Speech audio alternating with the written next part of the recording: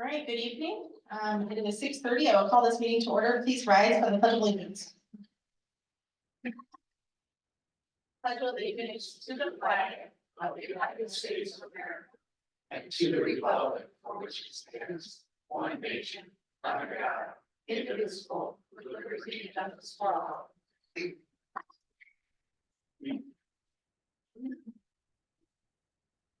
All righty.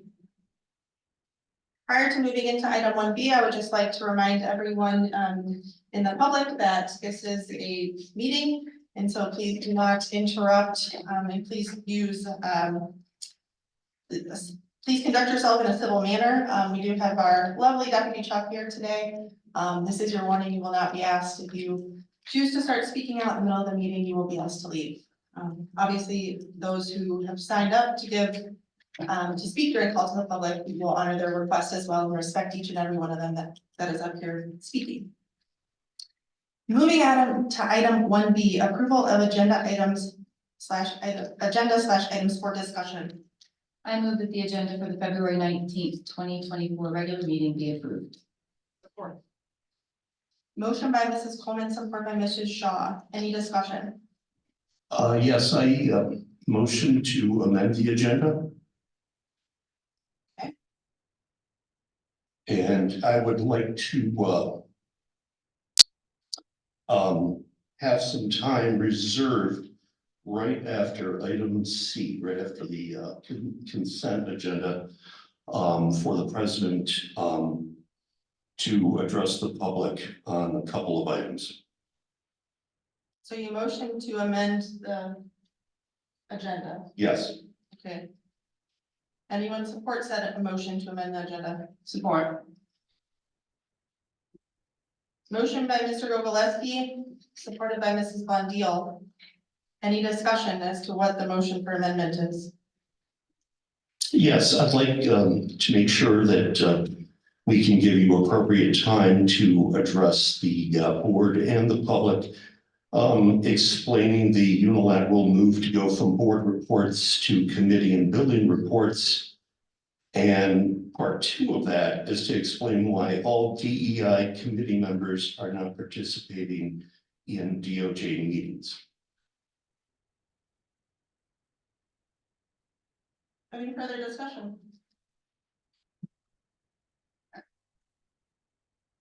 I think one of the, I would like to, well, the discussion about adding this to the agenda, are we there? Okay, so, one of the first thing I want to address is explaining why we went, from board reports to committee meetings. So I look at that and I think that, the committee meetings, purposely only have 3 board members because we don't want it to be a publicly, attended meeting. So we have that. But yet, if we're not in the board meetings, in the committee meetings, we're not allowed to talk about important business, right? I got to go to the safety committee meeting and introduce my bathroom policy, but short of that, I'm not in the safety committee meetings. So there might be some things that I would like to talk about, at certain points in time. And it feels like with the board reports not being, not being able to give board reports now, we're not able to address issues that the community has concerns with, or anybody, if there's anybody that comes up to the podium to talk about something that we agree with, or that we want to expand on. We can't do that if it's not in a committee meeting. So we're kind of stifled in how we can respond to the community. So if it was an important topic, would you not request to add it to the agenda for discussion? At which point in time then discussion would happen? In which I guess talk about the business? I can use myself as an example. Like 2 meetings ago, when I was trying to discuss what I said in the safety committee meetings, you stopped me from speaking. So I wasn't even able to convey everything that I talked about in the safety committee meeting. So it didn't even feel like I could express what was in the committee meetings because I was stopped from speaking. Was there a recommendation that, I guess, aside from your request that came to committee, and Greg has actually submitted a request to committee. I've never received any other requests for committee. No, but it's more along the lines of like, if we're not in a committee meeting and something comes up, what if there's not something that is initially pressing, but there's something that comes up that we think of in the meeting or that we want to convey during the meeting because that's on topic, or somebody has brought it up. we don't have the freedom of speech to do that. It does feel stifling, so I wanted to add to Glenn's sentiment, it does feel stifling. Okay. I know I understand why you're doing what you're doing, but it stops us from being able to speak freely. And that's part of the reason why we're on the board, is that the community wanted us to speak on their behalf. And I don't feel like we can. And just to, elaborate too, so last month, I had made a request, sort of following the new protocol that we try to add to the agenda items which we wish to speak about, and unfortunately, the motion failed, so there was really no opportunity to have that discussion, so I think that kind of captures a little bit of the spirit, I think, of what Mr. Gogolewski requested, and then also what Mrs. Blondeel just elaborated on, so again, from our own experience with this new format, I think it's already kind of demonstrating that there is an inability at times to have individual board members speak about issues. And so I do think it's a valuable discussion to have. and I'd like to add too, that there are at least 3 policies that we have that talk about communication between the board, the constituents of the district. And by taking a move to somehow restrict that, we may very well be in violation of our own policies. Any further discussion? I just want to add, like my fellow board members have said, they understand the purpose behind sticking with committee meetings, minutes and reports. My concern would be if we just open it up, it's not really conversation. So from my point of view, during the board reports, like if I wanted to make a comment about something, the other 6 of you couldn't add on to it because it's not an opportunity to discuss. So I can appreciate how if we're gonna add something to the item, to the agenda, like as we're doing now, we all can talk about it, where in board reports, if Mr. Keller wants to make some statement, and I've already spoken, we can't talk about it. And I feel discussion is what's important. So I can understand Ms. Claybaug's point of view on this. Could I just get some clarification on that point? Mr. Costa, maybe you and Mrs. Playback could provide some feedback. If I to understand that if there's something we want to discuss, we would ask to amend the agenda to put it on the agenda and we would all vote on it? Yeah. Really? Why wouldn't you? And how often do you think certain members of this board would be approved to speak about their suggested topics? I have no confidence that that would go through. None. You have an opportunity to speak upon it when you ask for the motion to amend the agenda to add. Since when you are making those rules? So if I bring up a topic, we have to vote on it as to whether I can discuss it. But then you make your case during that time in discussion. Oh, okay. And that would be free time to say whatever I wish. The time within your own discussion constraints, yes, and I'm assuming that you know your own discussion constraints amongst being a public member of this board, yeah. Now, would that be able to be done after the call to public? Well, generally, we approve the agenda prior to the call to the public. Yeah, we'd approve the agenda, but if I had things that I wanted to say prior to the call to public, it gets voted down, and then during the call to public, there are actions and requests that are no longer going to be addressed or have or be able to be addressed. Call to the public and bi-directional. Right. So we could do follow-up requests, absolutely.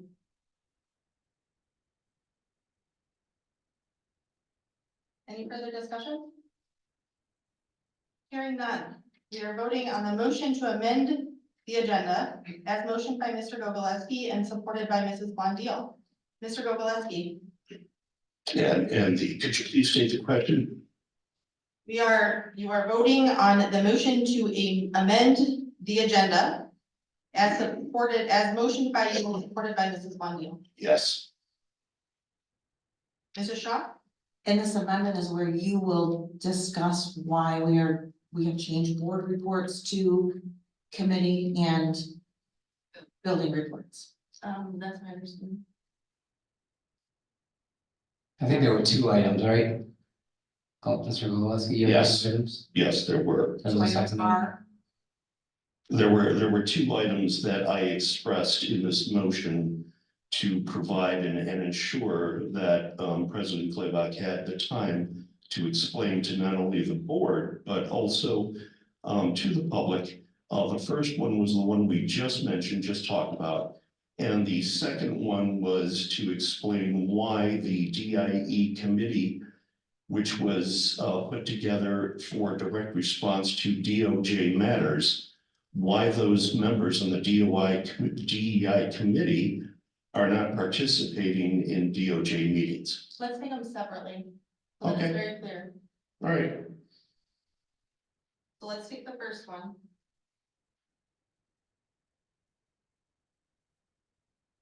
Are we still in discussion? Because so to clarify, we're putting an item on. So Mrs. Glaybach can speak to two issues as opposed to, I'm just throwing it out there, Mrs. Glaybach. If we didn't put it on, could you not speak about it during your committee and building reports? or informational items at the end. Or informational at the end? I mean, I just, I'm happy to. okay. So if this doesn't pass, you'll still have an opportunity to do that during your. Yeah. Okay.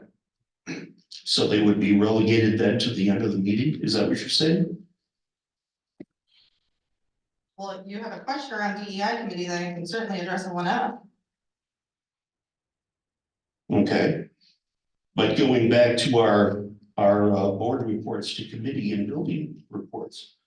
So essentially that time that is reserved directly after the call to public, it may be the case where we would not be able to talk on the subject that we wish and respond to certain public questions and comments. I don't understand the question. Okay. During the call to public, there may be issues and items brought about by the public. And having the board reports directly after the call to public would give us the opportunity to address those concerns. So are you asking to address your personal views, opinions, or positions? Is that what you're asking? It may involve personal views and opinions. It may involve facts and other items.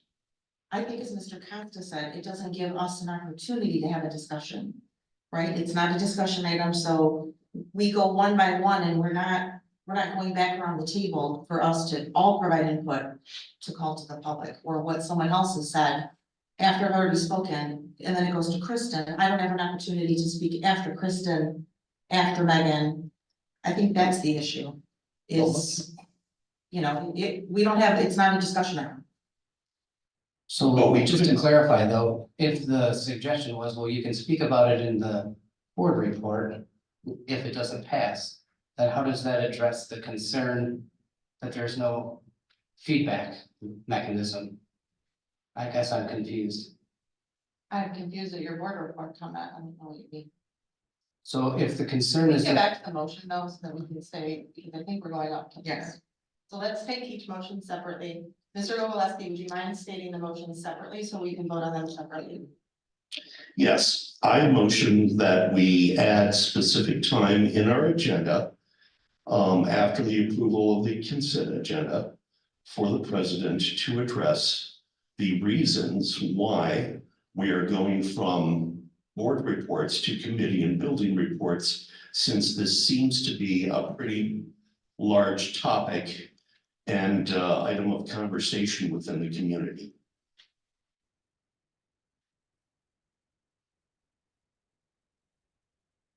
Is there support? Oh, We had to take Support. it separately. Oh, separately, I second that, yeah, I support. So I have a motion to add specific time in the agenda for the president to address the reasons why we went from board reports to building and committee reports which is motioned by Mr. Gogolewski and supported by Mrs. Bondiel. Any discussion on that motion as we take them separately? I guess I do have a question then, since we're talking about it again. So is this just gonna be an opportunity for Mrs. Blaylock to explain what she did, or is this gonna be an opportunity for us to then have more conversation on this? What are we envisioning? Is this just an opportunity for Mrs. Blaylock to have the floor to explain to the public? Yeah, that was my intent, yes. Okay, so it's not gonna be discussion. It won't be discussion, it's just gonna be Mrs. Blaylock's opportunity. Since we're in Well, I think discussion, there might be some discussion depending on what is said. There could Does be. it impact? Okay. how you And that vote? discussion or those opinions or comments could be done in the board report, so.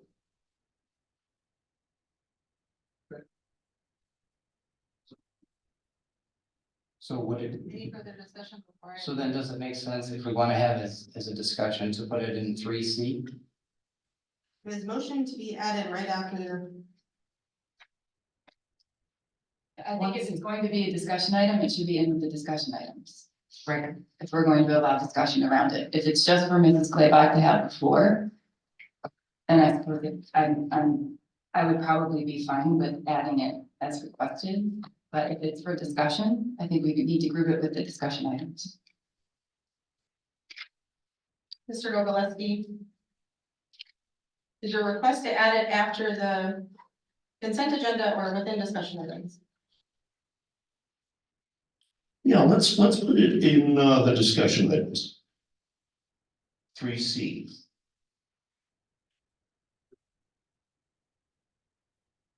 For clarity. Mr. Gogolewski has motioned to add a discussion item. And as item 3C. In regards to moving from board reports to building and committee reports. Supported by Mrs. Bondiel, is that correct, Mrs. Bondiel? Yes. Renee, you have that. Thank you. Any further discussion? Moving forward, Mr. Gogolewski, Yes, Mrs. Shaw, No, Mrs. Coleman, Yes. Mr. Costa, Yes. Mr. Kelly, Yes. Ms. Bondiel, Yes. and I am a yes. Motion passes. Mr. Gogolewski, would you like to take your second motion? yes, I would. I would like to motion that we also make an additional item in 3 to discuss the matter of DEI committee members being directly involved in DOJ meetings and discussions. Can you repeat that? Are you adding it in 3D? Yes, I'd like to make it a discussion item in 3D to add the discussion of how we can get committee members or why committee members may or may not be participating in DOJ meetings and talks with the district.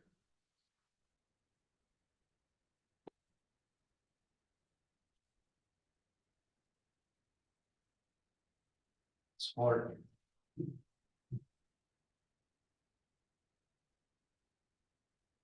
Any discussion? So again, you're just looking for clarification on why Mrs. Blaylock has chosen the people that she did to speak with the Department of Justice, is that what you're looking for? I am looking for an explanation as to why DEI committee members, not all DEI committee members are involved directly with the talks with the DOJ. Since our DEI committee was set up in direct response to DOJ requests. I'm happy to cut that, I'll cover that in my committee report. But moving on, any further discussion? Okay, we are voting on Mr. Gomaleski's request to add item 3D to the agenda to add a discussion on why all DEI committee members are not involved in all discussions with DOJ, supported by Mr. Keller. Mr. Gomaleski, Yes. Mrs. Shaw, Yes. Mrs. Coleman, No. Mr. Costa, Yes. Mr. Keller, sorry. Yes. Ms. Bundy, Yes.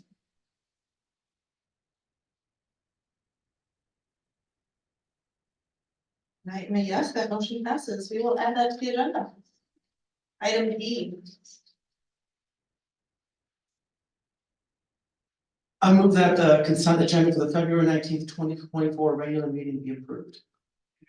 I think we're still on the approval of the agenda. We're still, My bad, sorry. yeah, That's okay. Oh, it's amended. He is amended. Yeah. So I get a new motion to approve the amended agenda.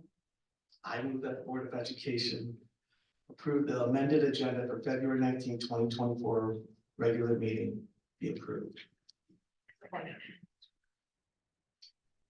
Motion for the amended agenda for the February 19th, 2024 meeting be approved, supported, motion by Mr. Costa, supported by Mrs. Shaw. Any discussion?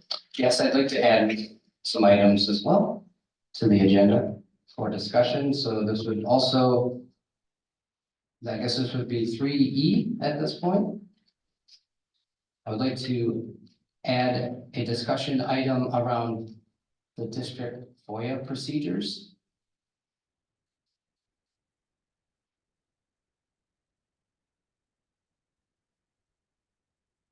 A second.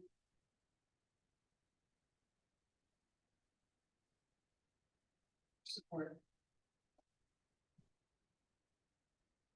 Motion to add discussion item around district FOIA procedures. Seconded by, motion by Mr. Keller, supported by Mrs. Blondell. I did not get anything from this, so can you expand upon your request?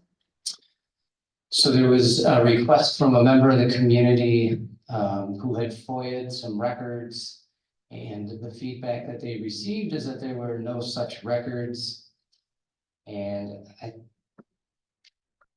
we were made aware of a request. I did my own research and I was able to find 28 emails from, or records from this individual in the FOIA request. So I guess I'm just concerned that we're telling the community we have no records, and again, just on my own personal search, I was able to find 28 of them, and ironically, one of the so-called records that does not exist was actually to the individual who made the FOIA request himself. He was told that he could not appeal this FOIA because no record exists. So again, I think it warrants some discussion by the board on how we can tell members of the community that there's no FOIA document available when clearly there is. So I think it deserves some additional discussion. Just a quick question on this motion for discussion so that we can look at process and procedure. Have you talked with Mr. Hughes or Mr. Alger regarding this? I have not.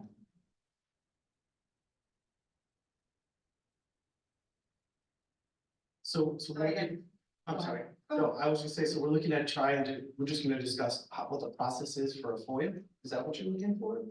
Yeah, I think it would be helpful to understand the process, how we actually look for records, why we can get two different answers. And if the recommendation, if someone wants to make a recommendation to put it in a community meeting, that's fine, but again, since we can't talk about it as a board report, because I'm not in I don't know what FOIA committee would be part of, but I'm not in that committee, but I think it needs to have we need to have some discussion. I guess prior to discussing any like changes or any modifications, I want to see the process. Like I'm thinking my brain goes to Visio, like a Visio process around what that process looks like. any gaps, so on and so forth, so that then there can be an educated discussion on that. So are you willing to, I'm willing to help. But perhaps meet with the individual parties and understand that, map it out for the rest of the board. So what would that look like, a committee meeting? This doesn't fall into anything. You would do it. So you'd like to table it to a March discussion? Is that what you're requesting? You can certainly do that. I mean. You can move forward with that, and that's fine, but I don't, how can we give input on something that we can visually see? I guess maybe it's a request or to the district to explain the process and then we can see where it goes. So that would just be the discussion. So are you asking for like the computer seeking, like who's searching this, how they search out and things like that? Is that what you're asking? Not just reading the procedure, but like what do they do when a FOIA comes in? Is that what you're asking? Yes, I The would actual like to steps understand to a FOIA. what all is involved with a FOIA, including the actual record search. I mean, is that, Mr. Hughes, is that something that anyone here is prepared to answer? I mean, I don't know who physically does it, but if you could give us an idea of to be prepared to give a correct and factual answer. Yes, please. Yep, absolutely. So I was made aware of one email that supposedly was not caught in a search.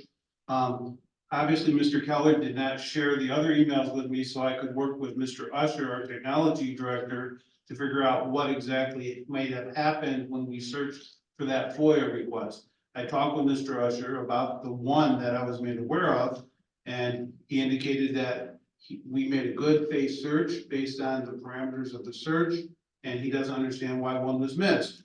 So he certainly is looking for examples of ones that were missed, so he can follow the process back to see what was happening. But unfortunately, Mr. Keller again failed to contact me and ask me what was going on and provide me the documents so I could give them to Mr. Usher to take a look at. Thank you so much.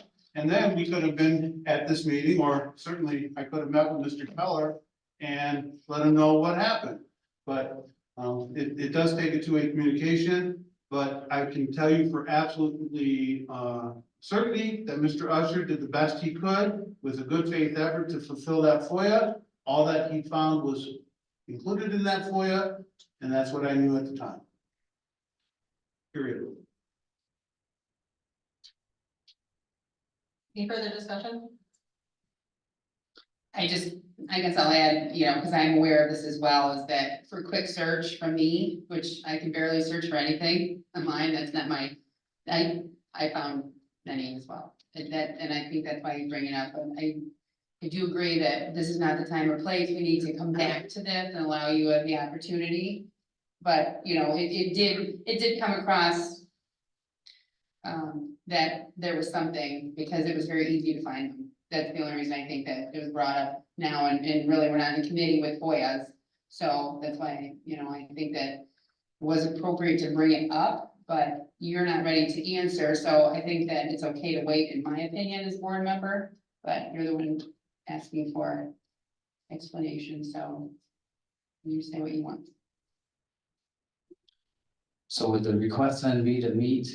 I guess I'm trying to understand what, if we don't talk about it here, what would be, Mr. Hughes, your recommendation on how to move forward? My recommendation is always, when you have a concern as a board member, that you reach out to me, sit down with me, share information with me, so I can follow up on that, so I can give you a straight answer, so that there's not a surprise here at the board table on something that we could have dealt with prior to coming here. But unfortunately, once again, it's a surprise, gotcha kind of thing that's not feeling quite right. So I'd be happy to give me a week to work with Mr. Usher to find out what happened, and we can schedule a time for you and I to meet.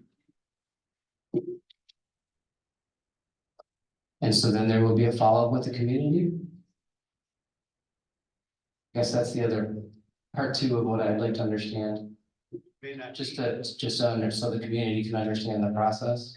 I don't know that it needs a committee meeting if we sit down and figure out what happened. Sorry, community, not committee.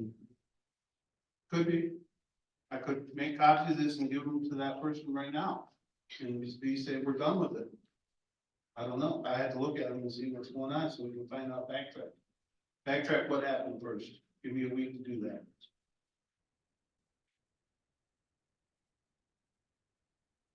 But again, there would be some type of feedback to the community.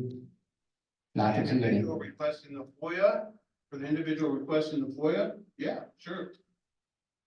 I'm speaking specific to the process in this Asking that case. the process be added into the superintendent, like the overall process be added into the superintendent's report.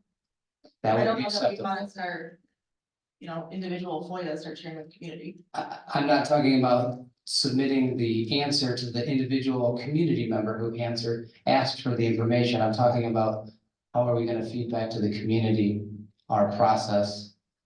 Mr. Houston, for that, in the superintendent reports. As long as that happens, I'm okay with it.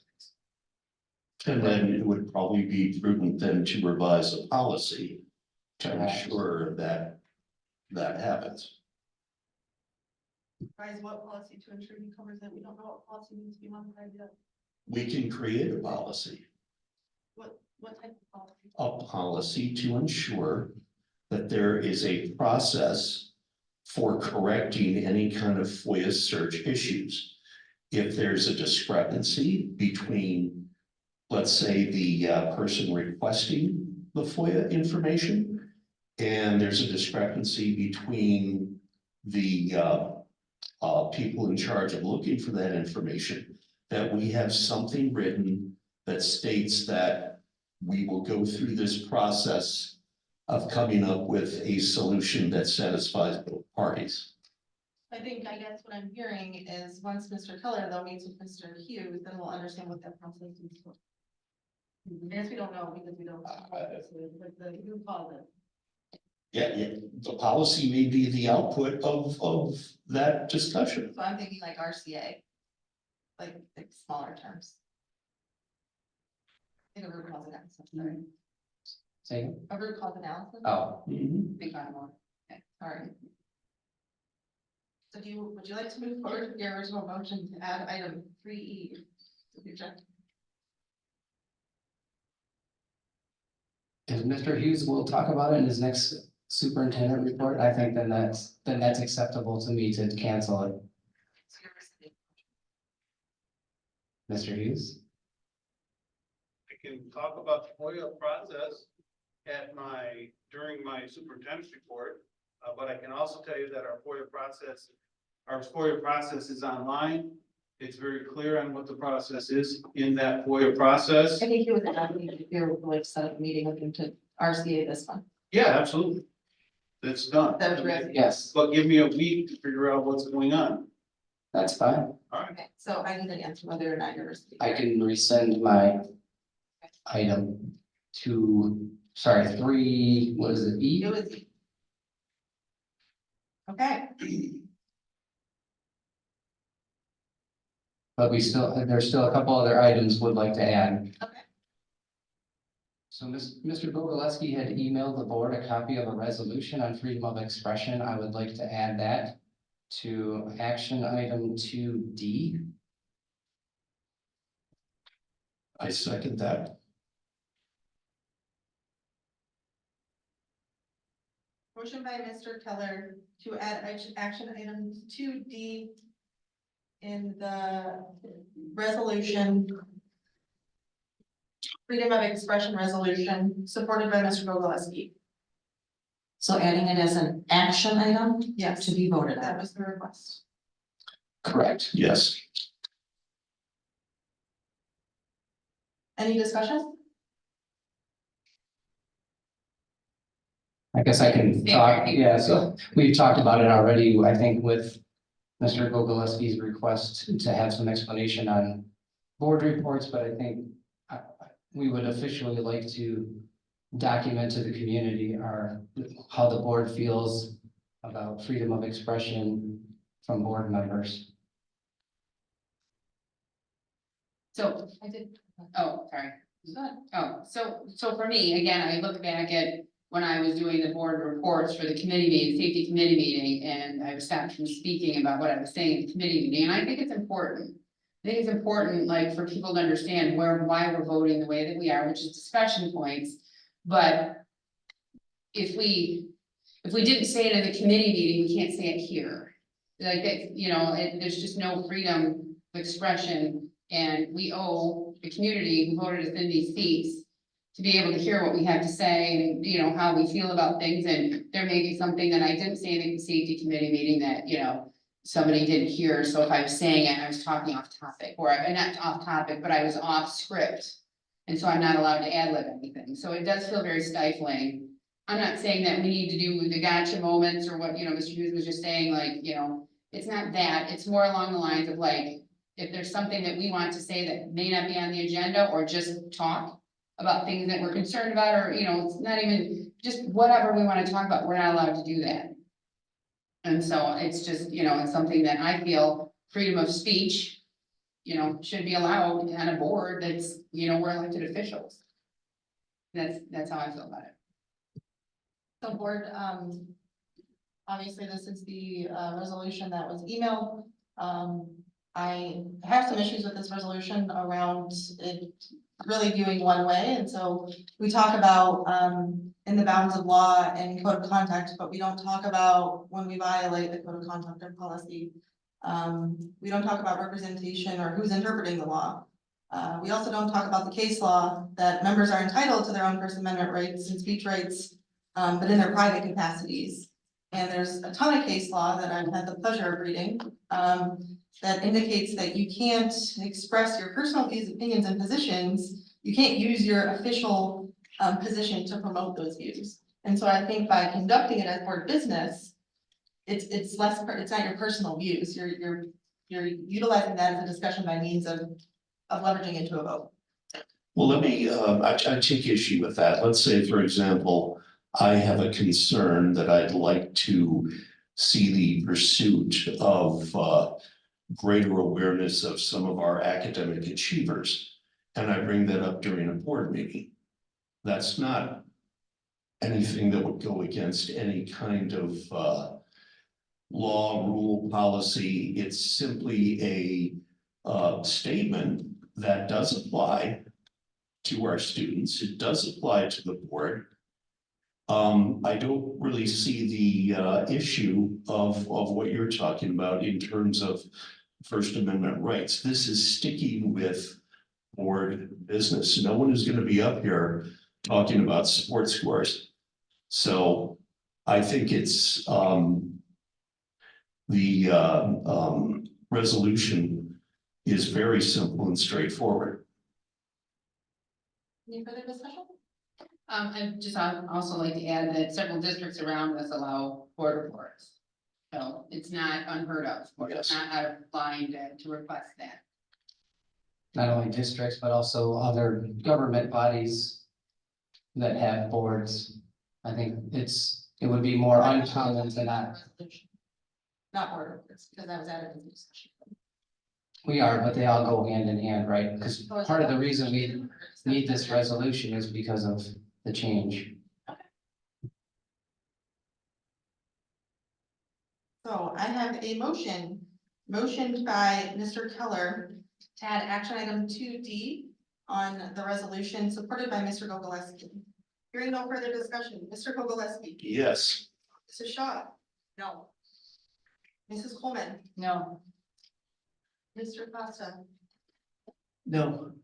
Mr. Keller, Yes, Mrs. Von Deal, Yes, and I'm a no, that motion fails. So just to recap, we have 4 board members here that are against free speech. Is that what I'm hearing? No, you I can put on the think- record that I'm allowing free speech.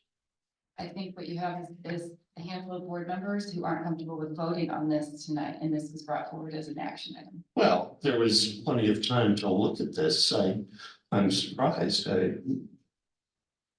Gogolewski, did you receive any questions since you emailed it out? I received none. To put words in our mouth that we're against First Amendment or free speech, We're gonna have a because we didn't vote on this, is absurd. This has nothing to do with educating children, why this board is here to educate children in this district. This does not do It that. has everything to do with educating children. We're moving on. Any additional items, Mr. Keller?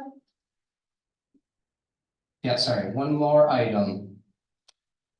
I would like to add a discussion on policy 144. Expenses for board members. On 144. Yep, correct. So that would be 3E, I guess, because the Do you previous happen to E have the failed. policy, what edits you'd like to see in the policy? I just want to have a discussion on the policy. Okay. And we can talk about whether folks want to make a change or not.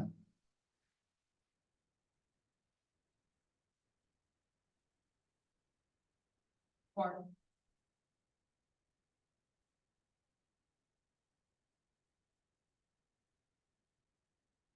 I have a motion, Mr. Keller, to add item 3E regarding policy 144 to the agenda.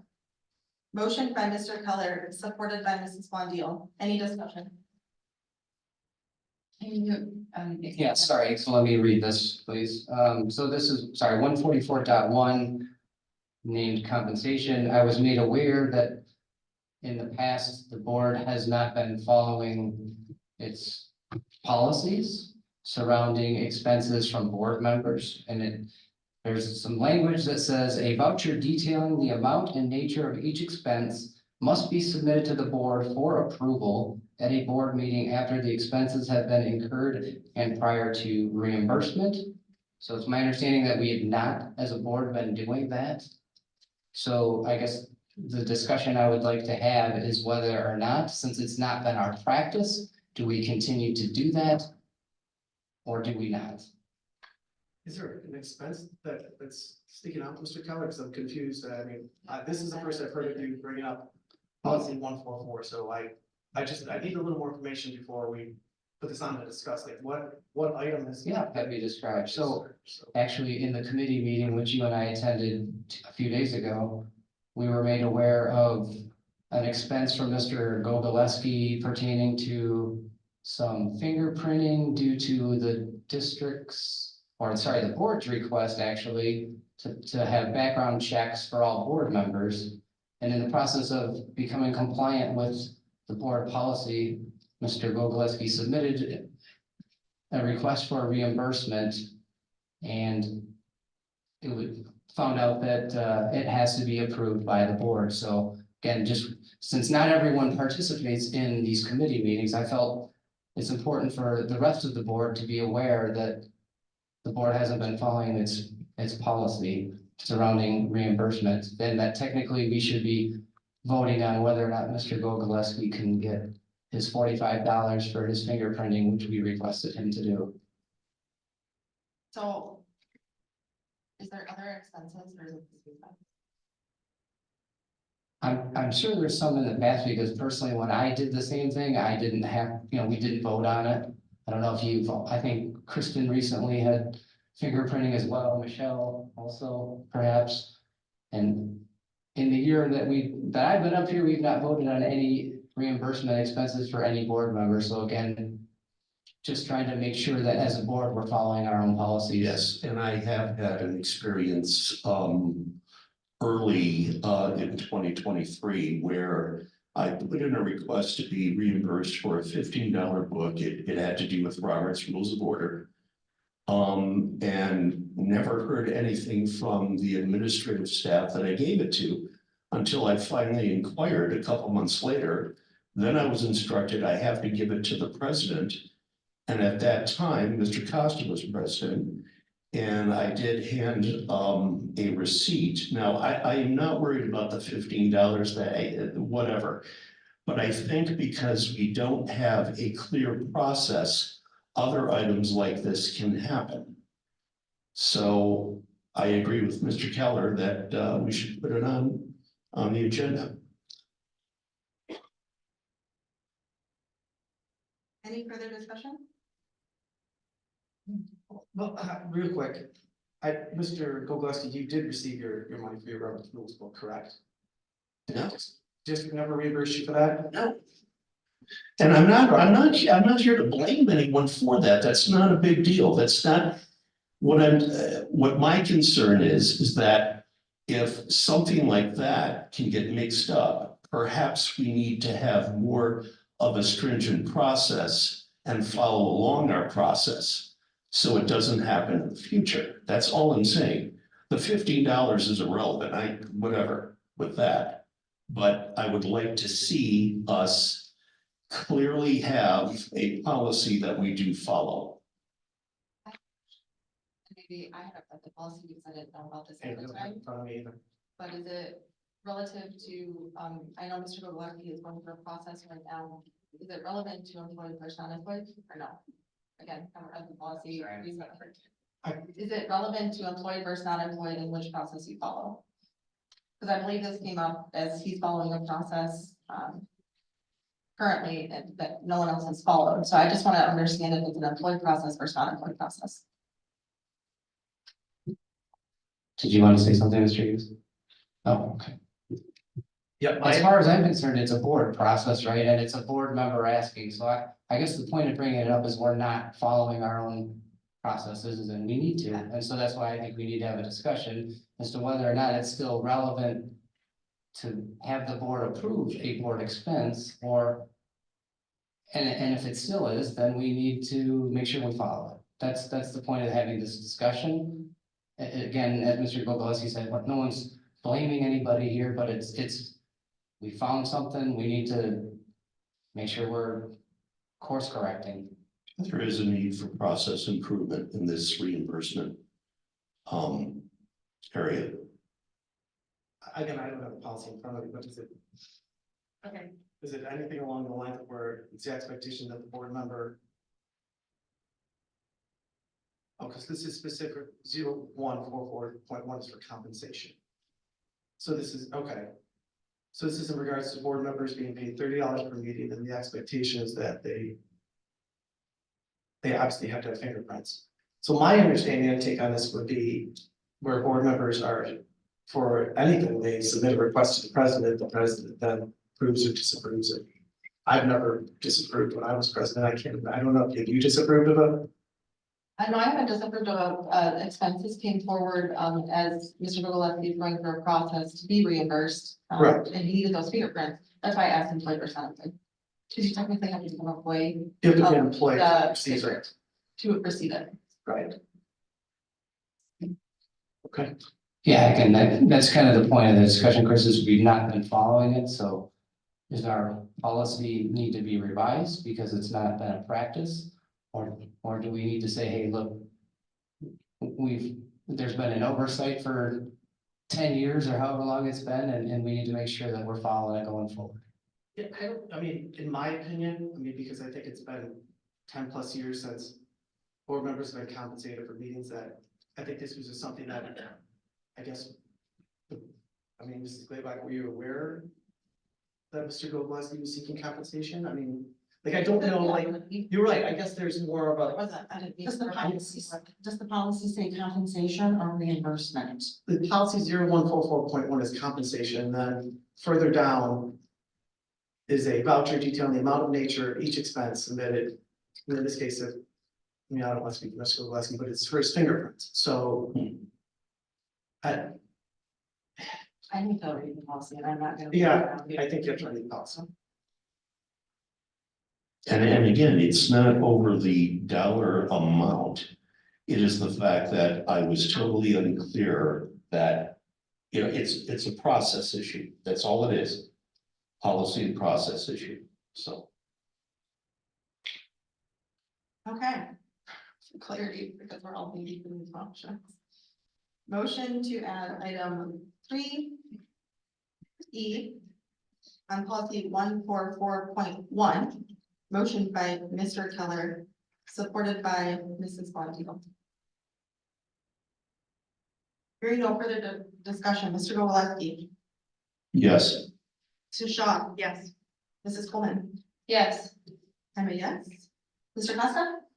Yes, Mr. Keller. Yes. Mrs. Bondiel. Yes. That motion passes. We need to add item 3E.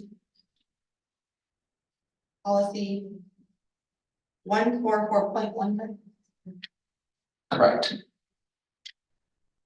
Okay. We're on a remotion for the amended agenda. We made 2 amendments. We have any. Do we have any more amendments? I call the motion. We did review. I move that the amended agenda for the February 19th, 2024 regular meeting be approved, right? Okay. What was amended to be? With amendments. Motion by Mr. Costa, support by Mrs. Shaw for the amended agenda. Mr. Gogoleski, Yes. Mrs. Shaw, Yes. Mrs. Coleman, Yes. Mr. Costa, Yes. Mr. Keller, Yes. Mrs. Blondell, Yes, and I'm a yes, that motion passes. Moving on to item 1C, consent agenda. I move that the consent agenda for the February 19th, 2024 regular meeting be approved. Motion by Mrs. Coleman, support by Mrs. Shaw. Any discussion? I just want to make a quick comment. I don't want to pull anything out, but just as a point of inquiry for future conversation to understand in the notes, whether or not a failed motion should exist in notes. So at the 18-minute mark of last month's board meeting, I had made a motion to have a discussion on personnel, or in the personnel committee around administrative credentialing and that process. The motion was 3-3, so it didn't pass, but it's not reflected in the notes. So I would like to get clarification as to whether or not that's the correct process. We can look into that. Because I'm certain I've seen previous notes that have failed motions in them. I'll address that. You may have, however, with this process, we're always learning things new. And it's my understanding that Renee did a course, and in that course of study, when it comes to the minutes of meetings, it does not reflect anything that wasn't adopted as part of the agenda. So if your motion to, for instance, today you had a motion that would not appear in the minutes because it failed, it didn't make the agenda, so therefore it's not part of the minutes of the meeting. So that's a legal issue that it doesn't belong there because it did not get approved. Thank you. Somewhat related, I just wanted to point out that there was one change that you'll see in the minutes. We had mistakenly included the capture of a vote that didn't actually take place. And it was when Mr. Keller had requested to remove the approval of the agenda from the consent agenda. There was no vote that took place in the original version of our minutes, or in the original version of the board packet. The minutes reflected a vote, but the vote didn't happen. So we've taken that out, but so that what you have in front of you is the current version, and that's the corrected one. I just want to point that out. Any other discussion? Hearing none, Mr. Gogoleski, Mrs. Shaw, Yes. Mrs. Coleman, Yes. Mr. Costa, Yes. Mr. Keller. Yes. Mrs. Blondell. yes, My yes, that motion passes. Item 1D, superintendent's report. Nothing tonight, and I'll keep it then. We'll get it together. All right, moving forward to item 1E, call to the public. This portion of the agenda is for citizens to address the board. Attendees obviously have registered with their cards. The board will listen.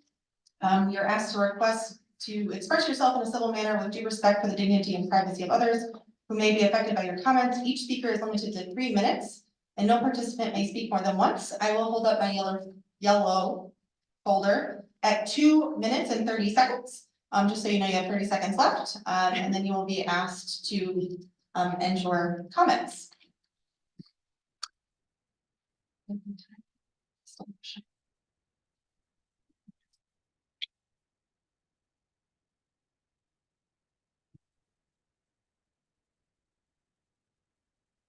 First up, Mrs. Barbara Tonkovich.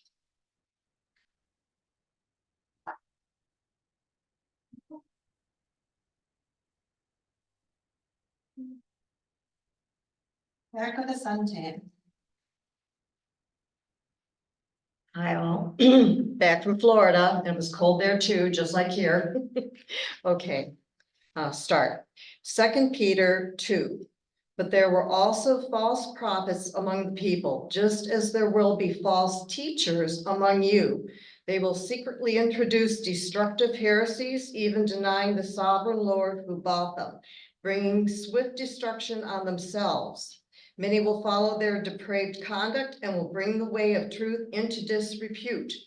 In their greed, these teachers will exploit you with fabricated stories. Their condemnation has long been hanging over them, and their destruction has not been sleeping. God did not spare the ancient world when he brought the flood on its ungodly people, but Noah, a preacher of righteousness, and 7 others. If God condemned the cities of Sodom and Gomorrah by burning them to ashes and made them an example of what is going to happen to the ungodly, and if God rescued Lot, a righteous man who was distressed by the depraved conduct of the lawless, if this is so, then the Lord knows how to rescue the godly from trials and to hold the unrighteous for punishment on the day of judgment. This is especially true of those who follow the corrupt desire of the flesh and despise authority. But these people blaspheme in matters they do not understand. They are like unreasoning animals, creatures of instinct, born only to be caught and destroyed. And like animals, they too will perish. They will be paid back with harm for the harm they have done. Their idea of pleasure is to carouse in broad daylight. They are blots and blemishes, reveling in their pleasures while they feast with you. For they mouth empty, boastful words, and by appearing to the lustful desires of the flesh, they entice people who are just escaping from those who live in error. They promise them freedom, while they themselves are slaves of depravity. For people are slaves to whatever has mastered them. Titus 2, verse 11, for the grace of God has appeared, bringing salvation to all men, instructing us to deny ungodliness and worldly desires and to live sensibly, righteously, and godly in the present age.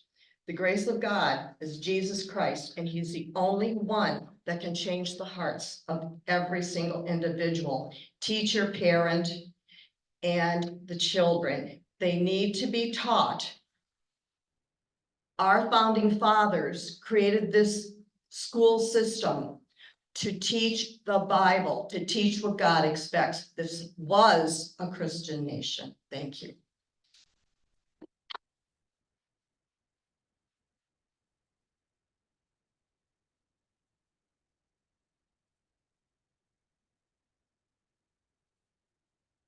Up next, we have Janine Gogoleski.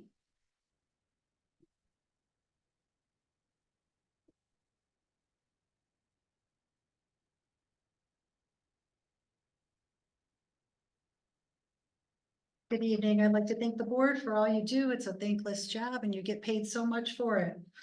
Well, I'm here to talk tonight about the Crow-Main Library and the great scholarships that we have available.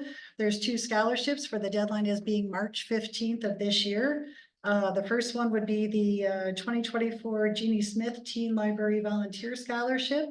It's for $500. It's available for any graduating senior of this year to apply for that. And this particular one is for volunteering at the Crow-Main Library. The other scholarship that's available is the Heartland's Crow-Main District Library Post-Secondary Education Scholarship. This one in particular kind of goes along with the history. It's been established by library's original founders, J. Robert Krause and Henry Tremaine. This scholarship as well is for $500 with an essay coming along with it. And the deadline for this is March 15th. Encourage, if you know any students that are interested in applying, please apply. Thanks.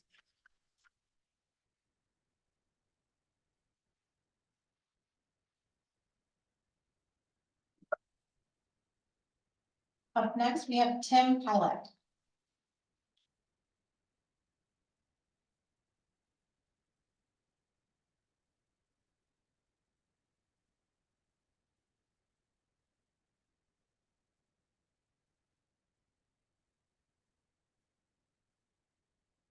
Hello, my name is Tim Pilak. I am a resident of Heartland Township and my 2 daughters attend the school district here. Back in December 2023, my daughter was accused of being in possession of a THC vape pen. She was searched. They did not find anything but a nicotine vape. No THC vape was found. At the time, I was contacted by Principal Howerton, who stated that my daughter would receive a 10-day suspension and a Class 4 infraction.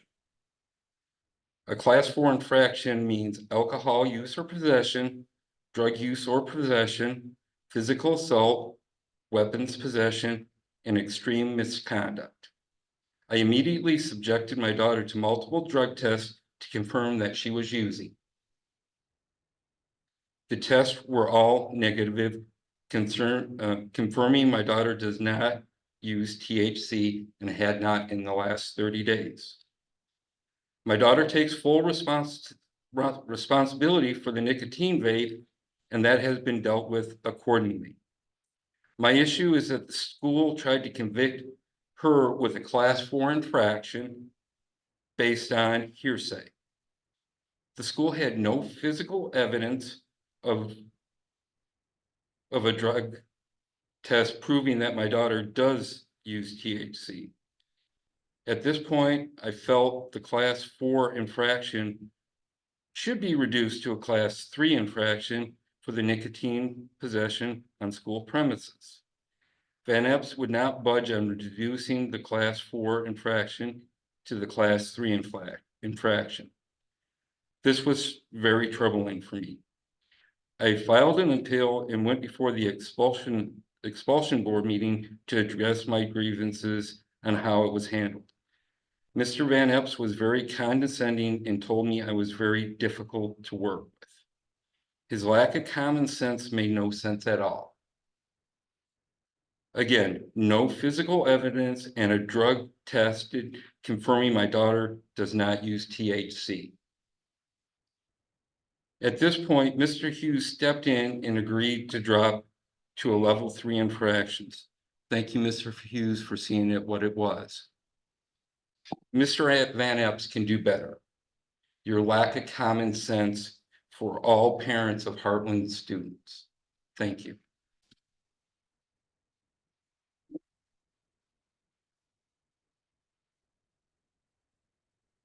Next up, I have Jeff Scott.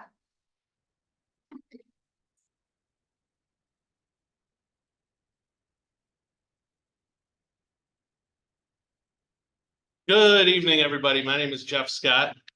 And some of the things you talked about on the agenda here threw a little wrench in what I want to talk about tonight. So I'll try and get to it and hopefully help with some of the FOIA questions. If anybody couldn't guess, it was me who submitted the FOIA request that you guys are talking about tonight. And essentially what I requested was correspondence between Mr. Costa and Mr. Hughes the first 3 months of last year. I asked for all text messages and all email correspondence.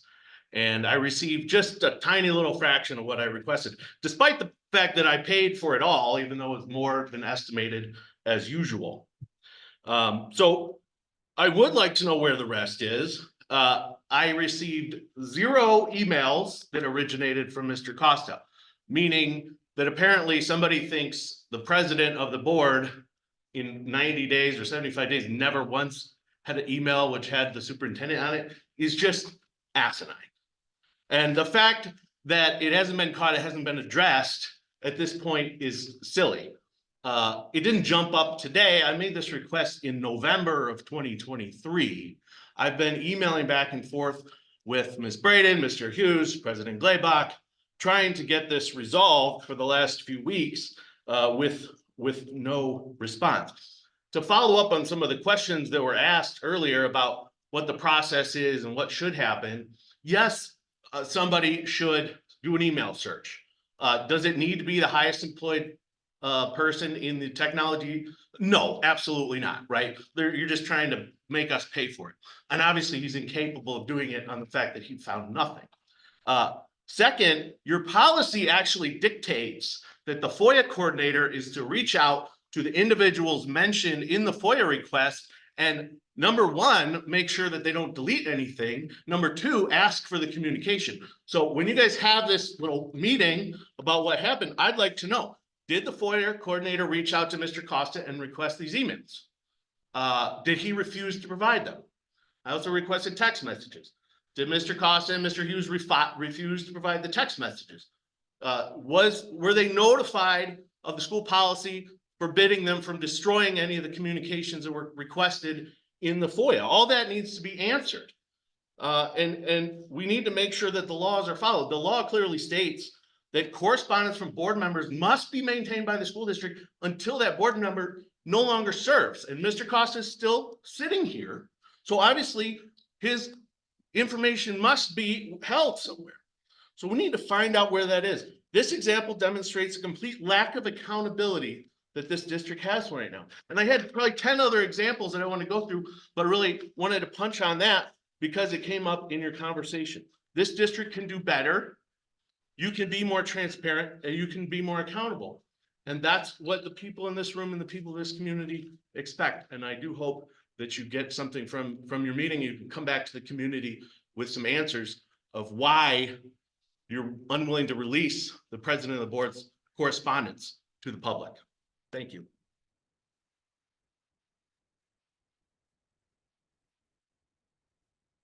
Next up, I have Tiffany Baird.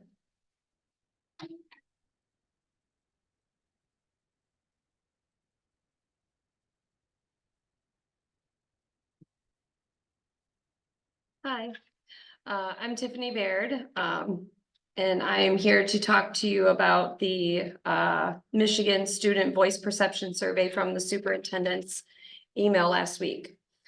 Parents that were trying to check out the survey at the school turned into a big runaround. You needed an appointment, it wasted everybody's time. I don't understand why this wasn't something that just could have been simply emailed from the beginning. The thing is, Chuck, if you're worried about the kids seeing the survey early, that should be a call for the parents. It's not up to you. And it's not your decision. It's up to the parents to decide if they want their kids to participate in this or not. There is no rule saying that we can't see these questions beforehand. So I just want to know what gives Mr. Hughes the right to decide this. And I'm asking you as the board. I'm here because I'm a parent and we deserve to know what's going on so that we can make smart decisions for our kids. We deserve all of the information. Making this harder, sorry, what you did was make this way harder than it needed to be, and it doesn't help anybody. But props for finally sharing this survey today, because that's how it should have been from the start. You could have avoided a lot of chaos within the community.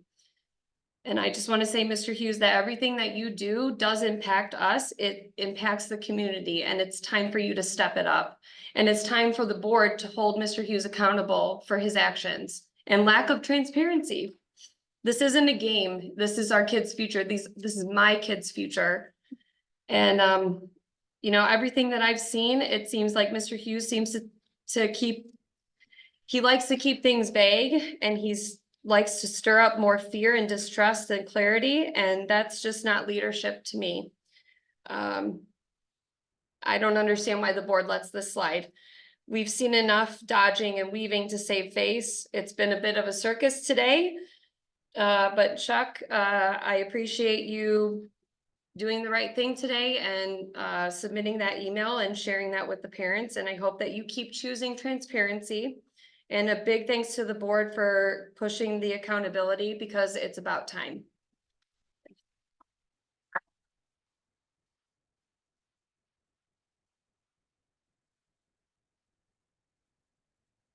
Let's stop, Glenn. Go.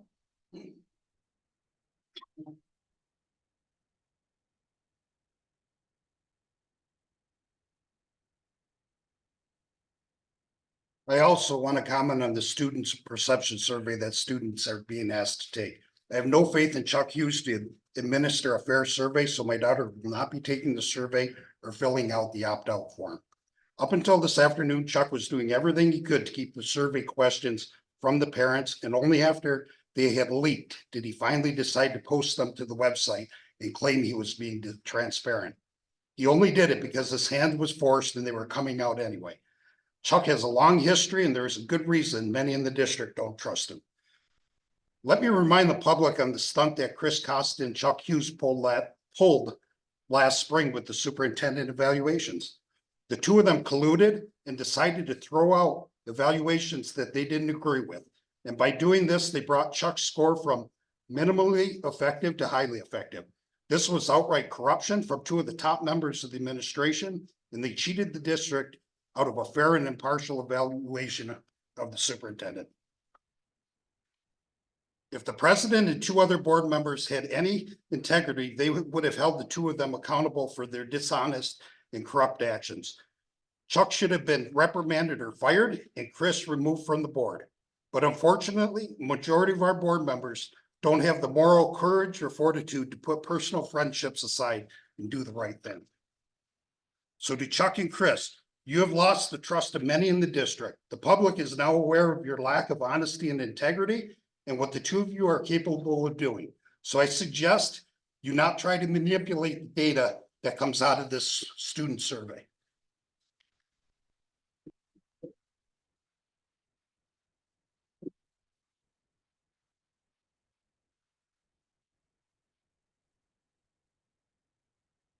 All right, moving on to item 1F, committee and building reports. Going to the right side, sorry, guys, we'll start right. Okay, we did have a finance committee meeting. I know Rachel's gonna speak to it, but there was a number of things she mentioned, budget amendments, 3-year projection, special education knowledge, which is extremely important.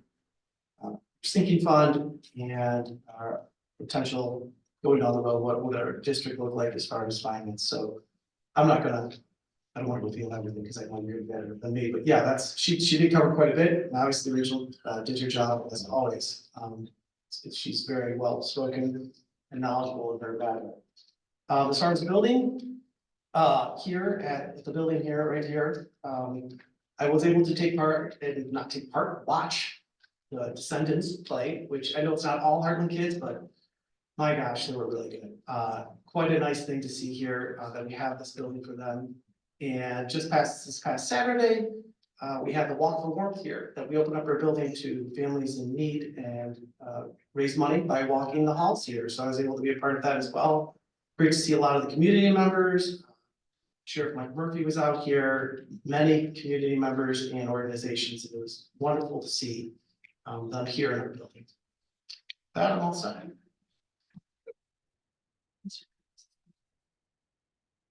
Slide to the right side.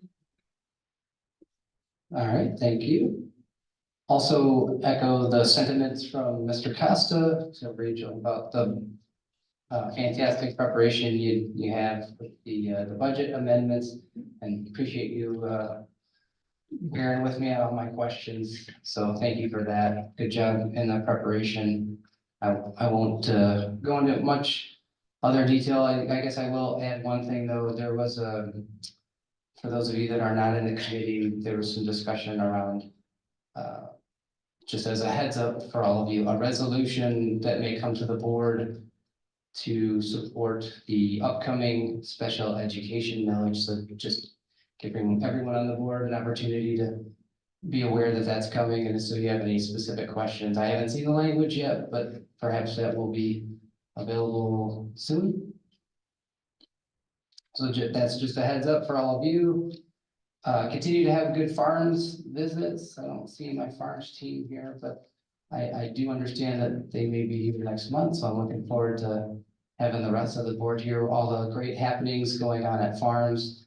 I did have the privilege of going through the chaos, which is also known as lunch for the administration every single day. So next time I'm gonna bring Mickey some earplugs maybe so that she can maintain her hearing that she if she ever decides to retire, which I hope she does not. But anyways, it was a great visit. Got to see a lot of kids. They had a lot of fun.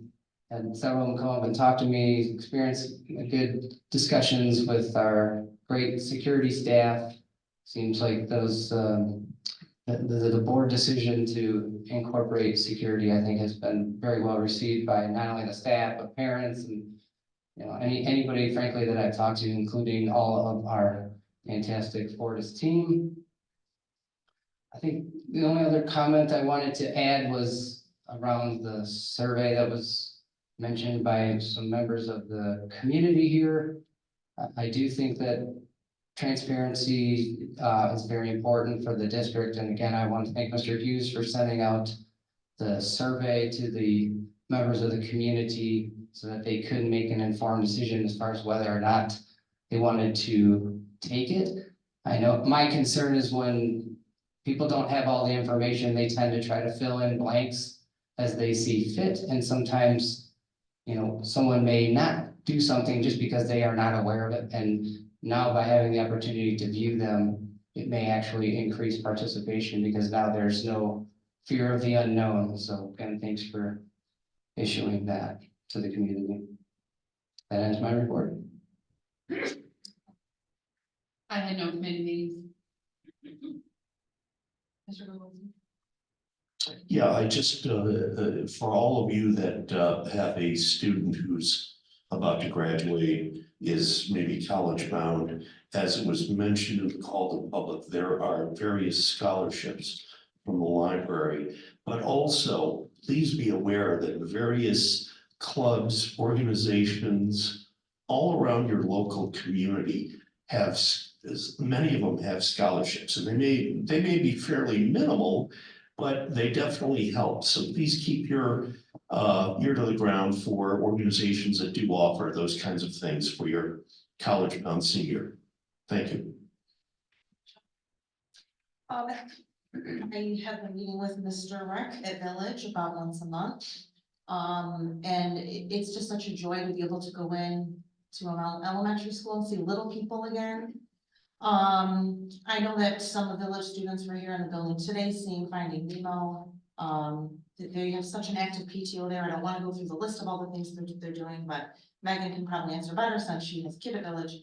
But you know, the great thing too, when I get to visit that building is you get to see the smiles, the culture.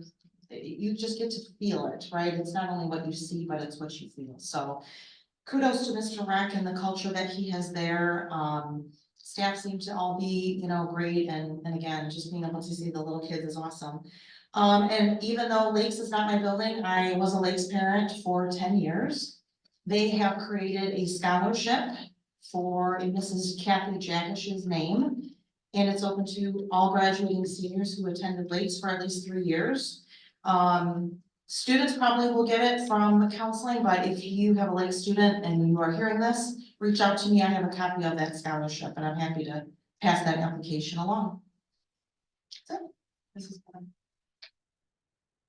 I did not have any committee meetings, but I was able to meet with Mr. Howerton at the middle school again this month. And he shared a few highlights with me on the unified basketball program, which I believe began last year at the middle school. We'll have their first game this Wednesday. I believe it's after school, maybe 4 o'clock. And there will be upcoming games. I know there's one for sure in March, but I don't have the full schedule, but that's coming. Swim and Dive is off to a great start for the beginning of their season. Quiz Bowl ended their successful season and will be competing against staff and teachers next Monday after school, which I'm sure I would be terrible at, but Mr. Howerton is looking forward to participating himself. I'm not sure what other staff are going to do it too. Girls basketball, both 7th grade and 8th grade teams are still undefeated for the entire season. So kudos to those girls and those coaches for working so hard. They had a yearbook design cover, or yearbook cover design contest. Those winners were named. There was a total of 3 winners. So thank you to those 3 and to those that submitted designs. There were several. The Optimist Club oratorical contest. They had their first round of about 30 presenters. And I guess it was pretty hard to narrow it down to just 13 that will go on to the next round. And that will be here in this building March 6th. And also the pom team finished 7th at state, and this was their first year competing in Division I for pom. So kudos to those girls. Congratulations. That's all I have. Thank you. Moving on, you know, as Mr. Keller noted, and this touches all the buildings. It was School Resource Officer Day a few days ago, and so I can't, Mr. Stan happens to cover one of my kids' schools in the building that I'm assigned to, and he's just phenomenal. But our entire team is phenomenal, both from our deputies at the high school and the middle school, and then obviously our Fortis deputies that we continue to just get really great feedback on. And so just mentioning them, one day I hope we can have them all here and we can honor them, because they've done really great work, really great mentorship work, and just really phenomenal human beings. It's just very cool to see them interacting with students, you know, on good and bad days. And, you know, you can see students' behavior change, as soon as they walk down the hall or as soon as they walk in the room. There's a level of respect there that goes unmatched. So thank you for that. And I do also want to thank everyone that's participating and reaching higher at the various levels. I get the privilege to participate in that at the high school. But thank you. It's truly, this is my first year participating and it's truly a very impactful program. And so, thank you for everyone that makes that happen. Moving on. Item 2A, action item, banking services. I move that the Board of Education, upon the recommendation of the superintendent and the chief financial officer, approves the change to Bank of Ann Arbor to serve the district's banking needs as presented and discussed. Support. Motion by Mrs. Shaw, support by Mrs. Coleman. Any discussion? Rachel, would you just like to let the public know just a little bit about what that is? Yep, absolutely. So, in last meeting, we had discussion and through finance, we are recommending we switch banks from PNC to Bank of Ann Arbor. We feel overall Bank of Ann Arbor can, serve us much better at a much lower cost. And, since the board is required to authorize which bank we choose, that's why it's here for you all to vote on and approve. Awesome. Any discussion?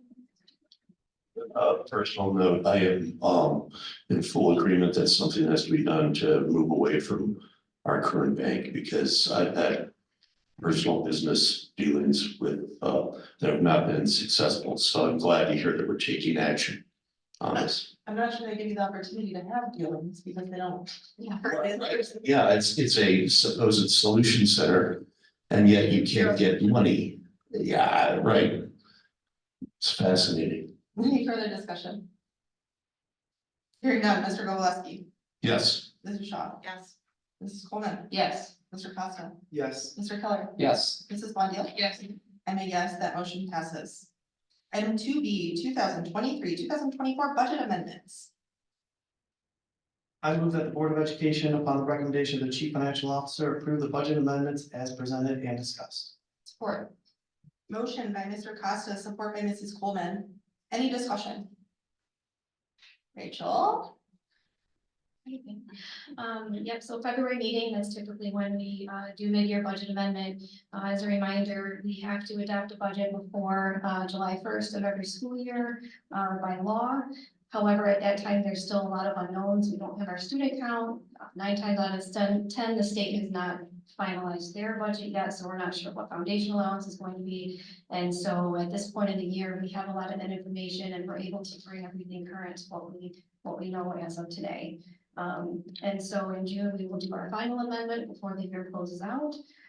We talked about the amendments in detail in Finance Committee, and there's a lot of information there in the packet, but I have to answer any questions that anybody has. Any further discussion on the budget amendments? No, we got it download from Greg, so satisfied. Thank you. All right, hearing none, Mr. Gogoleski, Yes. Mrs. Shaw, Yes. Mrs. Coleman, Yes. Mr. Costa, Yes. Mr. Keller, Yes. Mrs. Blondell. Yes. And I'm a yes, that motion passes. Item 2C, building furniture purchases. I move that the Board of Education, upon the recommendation of the superintendent and the director of operations, approves the building furniture purchases as presented. Support. Motion by Mrs. Coleman, support by Mrs. Shaw. Any discussion? Mr. Hughes, you just want to give a quick overview about what that is? Yeah, these are dollars that were set aside in last year's budget, or this year's budget. Oh, how long ago? This is fun. Oh, this is, I thought, never mind. But that's, you're jumping in this, all right, sorry. Yeah, No, this is just, these purchases are just, for, out of the 2020 bond proceeds, each building had a set budget to, upgrade furniture and whatnot throughout the building. So that's what this is here for Farmsworth Creek and High School, was on there, was on their list. Any other discussion items before moving to a vote? I just want to say I got to see all the farms tables and I'm supportive of them getting new tables. Did you eat lunch at that? I didn't eat lunch at them, but I got to see them in actions. I heard pizza's on Mr. Keller next time he visits. Mr. Gogoleski, Yes. Mrs. Shaw, Yes. Mrs. Coleman, Yes. Mr. Costa, Yes. Mr. Keller, Yes. Mrs. Blondell, Yes. and I'm a yes, that motion passes. Moving on to item 3A, new and revised policies for legislative changes.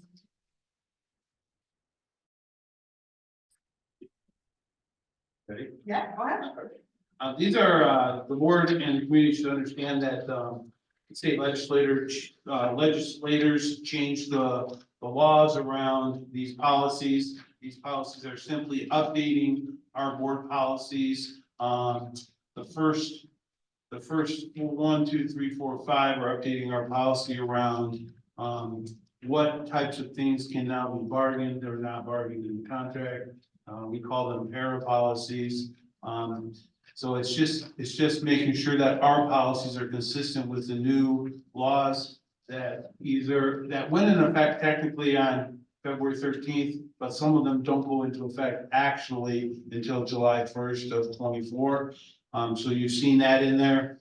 Also, we have the two new policies, 3132 and 3140, that we didn't have adopted as a board, but we should have adopted as a board. So those policies are just being recommended for the board to adopt so that we have those and it covers those vacancies and termination and resignation. So those are new policies that Neola has had, but we had not adopted, and we just feel like we need to have them. So that's what you see in your packet as discussion items tonight. Between now and the next board meeting, more than happy to sit down with you, go over these with you, if you have any concerns or thoughts, but again, read it from the perspective of this is putting us in compliance with the new legislative laws that we passed and are now on the books. Mr. Hughes, do you mind repeating the policy numbers that are new? Those are the last 3142, is that right? 3132 and 3140. 3132. Yep, thank you. Yep. And there should be a sheet in your packet, called special update. That's right. And it'll show them. Mr. Hughes, real quick, were these revisions looked at by Thrin at all, or? These revisions, no, these revisions were, through Neola, who makes sure that our policies are in compliance with the law. Okay, I just wondered, since there are legalities involved with some of these policies, if it's something that we would normally put past through or not, so that's all. Yeah, no, Through does have their own policy manual. We don't use their policy manual. Their guidance, of course, is to make sure that we are following whoever we use and get these on the books. Okay, thank you. Any additional questions? Any additional questions, concerns, anything? If I might ask, if you do have any concerns around the verbiage, if we could just get those changes to this used before the next meeting. And a lot of times, if we try to change verbiage at the table, it gets very confusing for minutes, it gets very confusing for votes. It gets. It's just much better if we can have that in front of us versus trying to write it out at the board table. I understand things happen, and sometimes we need to do that, but if we can avoid that, that's wonderful. Item 3B. Band instrument purchase. All right, so this is my confusion. Sorry about that, Rachel. This is where we set aside money. We went out to our buildings and we asked, what do you need? We've got some of this money set aside. The board remembers, I think it was a little over $1 million, to make sure that we take care of the needs of our buildings. Working with our band program, this was a need of theirs. So this, the bid document is in the packet. I know Brad is back there, but Brad, he said, hey, this is what we need in the program. So our recommendation is we go forward and purchase these with an action item at the next meeting. Any additional discussion on the van purchase? I just want to ask a question. Are these all new instruments? I believe so. Yes, that's correct. Yeah. Thanks. Any other questions? All right. Moving on to item 3C. The move from board reports to committee report to committee and building reports.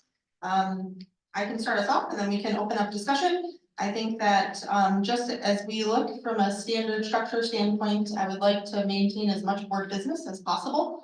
And as I had indicated in a previous discussion, there's tons of case law supporting that you can't really use your official capacity or position to promote personal views, opinions, or your position on topics. And so therefore, if we're adding things as board business to the agenda, they're part of that discussion, and then you utilize your vote to obviously express your opinion. Any informational items, I think Mr. Gogolewski, you said smaller shifts, but I might be mistaken. But I would ask that that information, if not obviously in your building report, you represent the high school, so it's a little bit different. But that be covered in informational items. Just a note here, I mentioned earlier about some of the policies that we have regarding the interaction of the board, the interaction of our district, the citizens of the district. And one of those ways that we can interact is by, and I have to say, Megan, I agree in terms of just pontificating and giving a political view. That's not what the board report would be for. However, to bring up subjects, to bring up concerns, that's where it does belong. And it's very important that the district residents and the parents of this district understand where each board member is coming from and how they are representing the district. I have a big concern about limiting the time to just committee and building reports. Our committees meet, most of them, once a year. So for 11 months, I could sit here and say, no, I have nothing to add. That concerns me.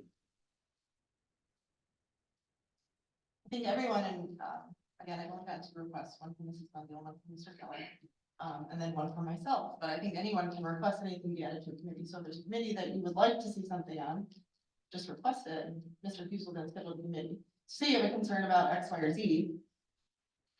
No, that's not my point. Obviously, you know, we can only be on so many committees. Each person, each individual, some are on 2, some are on 4. I'm not asking to be on all of them. I just think that there are items that come up. For example, today we had an item come up that talked about scholarships. I think a board report where you can talk about other agencies that provide those things. I don't want it to be at the very, very end when either half the people have left or it's just a footnote before everyone starts putting their folders away and leaving. I would like it to be addressed early. And I want to go back to a board report that allows us the freedom to talk about things other than committee and buildings. So if I have something I want to discuss, there are several avenues, right, to get it onto the agenda. Asking the president, or as we had 4 times, having something added as a discussion item. So that way we can discuss it as a board. If it's said in a board report, or let's say number F, committee and building reports as it's labeled now, that's not a discussion. That is me saying what I want to say, whatever it's about. But it's not a discussion. And if we want it to be board business, if we want it to be in the meeting minutes, if we want to have a discussion, those are the avenues in which you get something on the agenda as a discussion item. And that's what I support keeping in this new format, is just as we've done 4 times tonight with adding 3 things under discussion items, that's the proper way for us to make it board business so we can all discuss. But sometimes it's not a discussion. Sometimes it is a statement relevant to concerns and items brought up by members of the community. And sometimes it's not needing a discussion unless we take a look at it and think, whoa, this is a much bigger topic. Maybe we should put it on a future agenda. But if it's not an item for an agenda, then really we're just indicating our personal view or? No, like- we're addressing topics and concerns that the public has. Am I correct, Megan, that you take notes that call to the public, right, and you have followed up? Anyone's willing to use my. Right, right, I mean, we all have the ability to follow up with anyone that says anything that calls to the public, and I know you have, and I know Chuck has. So we do have avenues in which to follow up with people. Are you talking about individually? Well, sure, I mean, if someone says it's something calls to the public, Megan, you've reached out to people individually, right? You could shout too, Mr. Blair. Yeah, I know I have, but I also think that some topics are big enough to where the public needs to know where board members stand. Then it should be board business. It might be board business, but if they want to know, listen, I don't feel my child is safe. And for me to say, I understand your concern and I agree, there's nothing wrong with that. Would you not want to say, I understand your concern, I agree, and let's look into it? Oh, that would probably be part two, sure. Well, I think there's a distinction here too, right? Because the board may or may not vote to add it, right? So then there's no discussion. So then it's basically Yeah. not, it doesn't become board business because maybe other members of the board, A, don't want to talk about it, or B, don't think it's important.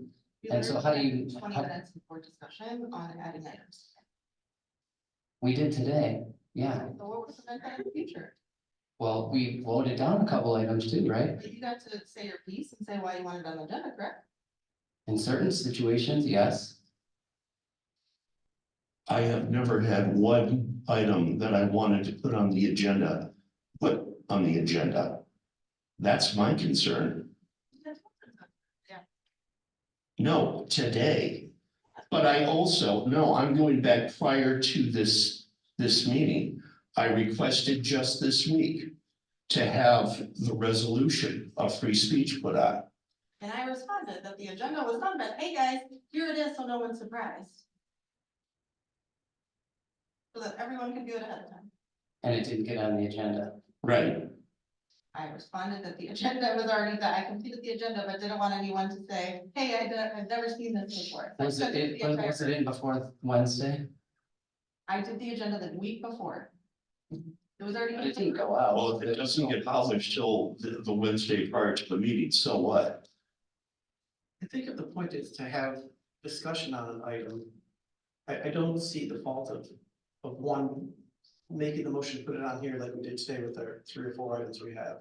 But I completely understand the point of that our conversations should be about school business. And I'm not saying that that's not been brought up, but I think the avenue that we're currently on does that. I think it allows for people to make motions at the beginning of meetings, second them, and then we all can decide whether or not it's worthy of actually placing on the agenda or just discussion. So I think this keeps us more aligned with what we're supposed to be doing up here at meetings. That's my opinion. So if I bring up the topic that I wish to restrict the number of topics that are taught in regard to SEL curriculum, and I bring that up here, you mean to tell me I'm not going to get 4 no votes automatically? I mean, let's just address the elephant in the room. Well, I think, So what would you be bringing forward? Like, it would be a. No, it's a hypothetical, Megan. but I think, Glenn, I think you would get the opportunity, I'm assuming someone would second that. And then we'd have the opportunity to discuss it. So I think your avenue of like saying that your supporters you're not representing them, I feel that they would hear you. I mean, whether or not the board agrees, but as long as someone seconds your motion, unless we all just sit here and say nothing, I believe that you get your opportunity. And then I put forward a policy, and then it's looked at and no, we're not going to go anywhere with this. This is definitely a way to restrict speech. I'm not going to convince you, oh well, you're not going to convince me otherwise. Any further discussion? I just want to ask, why the change?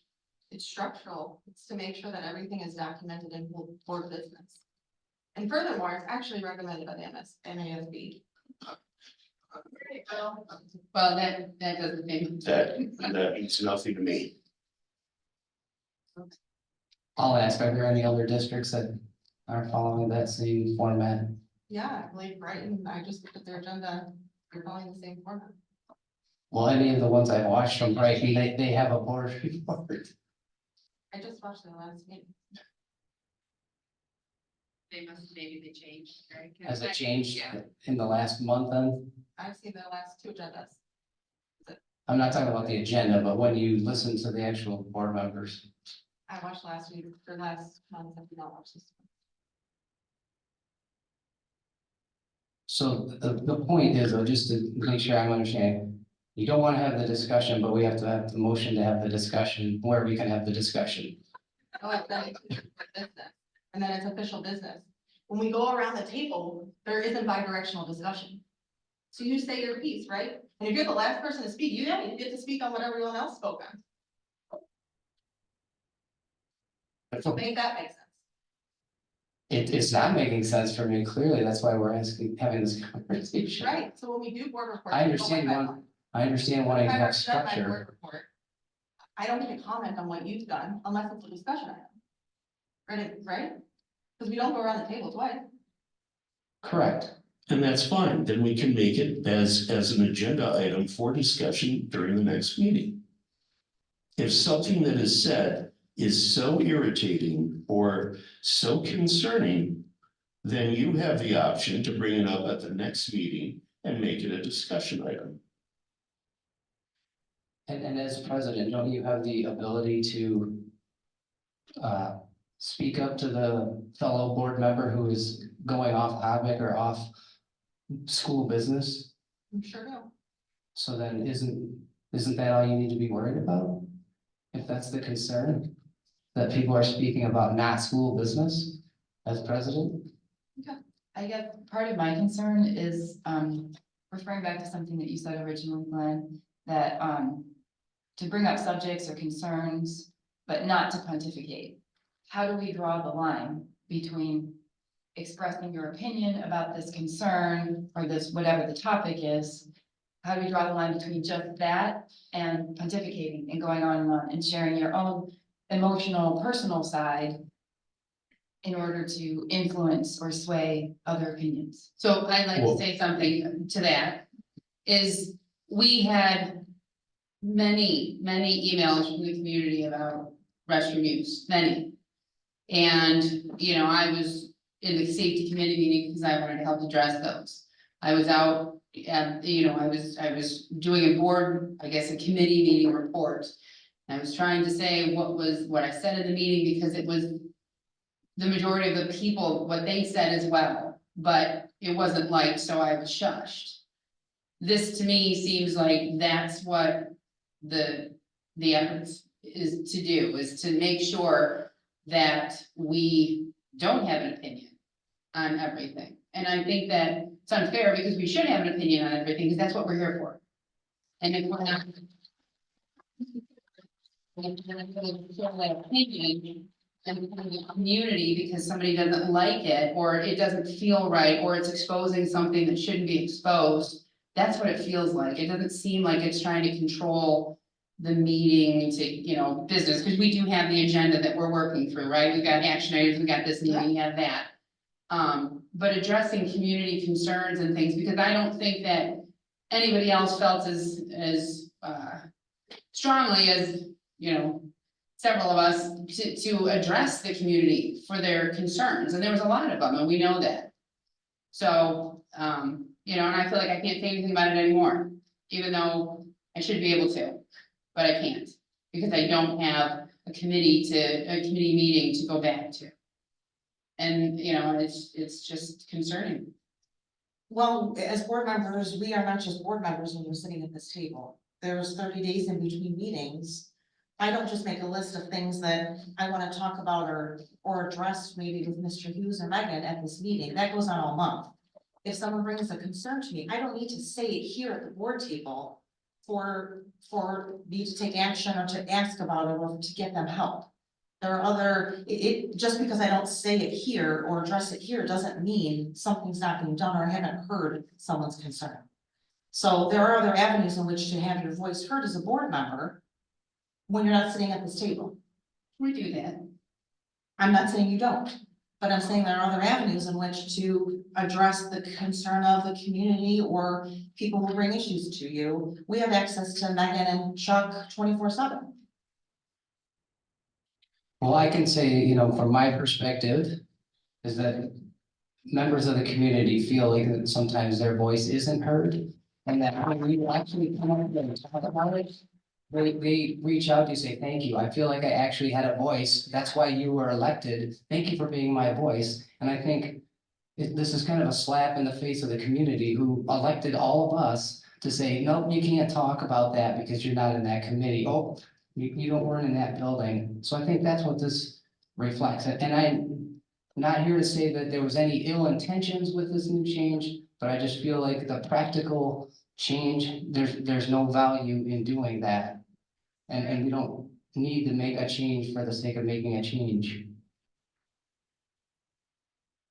I do believe the change should be unilateral, or maybe it wasn't, maybe there was some talk between you and someone else. But when you take a look at policy 144.2, board member ethics, as members of the Board of Education, board members will strive to improve public education, and to that end, they will encourage the free expression of opinion by all board members and seek systematic communication between the board and students, staff, and all elements of the community.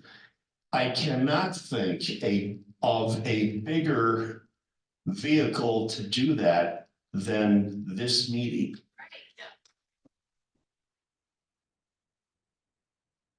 And just one more thing to add relating to community input. When we're also shutting off comments in social media to the community to speak, you know, it seems like there's a theme of we're trying to shut people out. Well, again, whether it's intentional or not, that's what the public sees. And so I can't help but be up here and say that I don't support the change in board report format. Any further discussion? Moving on, item 3D, DOJ. I will explain to the community exactly what I explained to the rest of the board and then give some reasoning behind Mr. Gogolewski's request. As it's no secret that the DOJ is currently not receiving anything from the district. They are interested in maintaining some level of connection with the district and a monitoring agreement moving forward. It is the monitoring agreement that they would like to move forward with will come to the board. We will have a closed session with our council, but ultimately it will actually come to the board for a full vote. There's a lot of things that have been requested by the DOJ that aren't necessarily in alignment with what we would like to see in the monitoring agreement. And there is some very basic titles, unfortunately, that allow them, no matter what we decide, to have monitoring agreements. And I'm happy to review those titles at a later date.